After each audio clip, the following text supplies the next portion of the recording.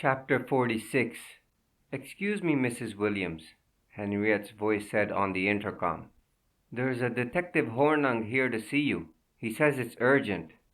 Elizabeth turned to look up at Rhys, puzzled. They had just returned from Rio to Zurich the evening before, and they had only been in the office a few minutes. Rhys shrugged. "Tell her to send the man in. Let's find out what's so important." A few moments later, the three of them were seated in Elizabeth's office. "What did you want to see me about?" Elizabeth asked. Max Hornung had no small talk. He said, "Someone is trying to murder you." As he watched the color drain from Elizabeth's face, Max genuinely distressed, wondering if there might have been a more tactful way he could have phrased it. Rhys Williams said, "What the hell are you talking about?" Max continued to address himself to Elizabeth. "There have been 2 attempts on your life. There will probably be more." Elizabeth stammered, You must be mistaken." "No, ma'am. The elevator crash was meant to kill you." She stared at him in silence, her dark eyes filled with bewilderment, and some other emotion buried deeper, that Max could not define. "So was the Jeep?" Elizabeth found her voice again. "You're wrong. That was an accident. There was nothing the matter with the Jeep. The police in Sardinia examined it." "No. I saw them," Elizabeth insisted. "No, ma'am. You saw them examine a Jeep. It wasn't yours." They were both staring at him now. Max went on, "Your Jeep was never in that garage. I found it in an auto junkyard at Olbia. The bolt that sealed the master cylinder had been loosened, and the brake fluid had run out. That's why he had no brakes. The left front fender was still bashed in, and there were green marks on it from a sap of trees you ran into. The lab checked it out. It matches." The nightmare was back. Elizabeth felt it sweep through her, as though the floodgates of her ridden fears had suddenly opened, and she was filled again with the terror of that ride down the mountains. Rhys was saying, "I don't understand. How could anyone—" Max turned to look at Rhys.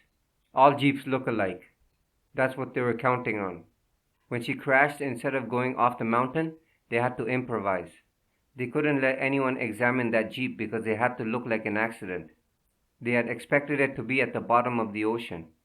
They probably would have finished her off there, but a maintenance crew came along, found her and took her to the hospital. They got hold of another Jeep, smashed it up a little, and made the switch before the police came." Rhys said, "You keep saying they. Whoever was behind it had help." Who would want to kill me?" Elizabeth asked. "The same person who killed your father." She had a sudden feeling of unreality, as if none of this was happening. It was all a nightmare that would go away. "Your father was murdered," Max went on. "He was set up with a phony guide who killed him. Your father didn't go to Chamonix alone. There was someone with him." When Elizabeth spoke, her voice was a hollow whisper. "Who?" Max looked up at Rhys and said, "Your husband." The words echoed in her ears. They seemed to come from far away, fading in and out, and she wondered if she was losing her mind.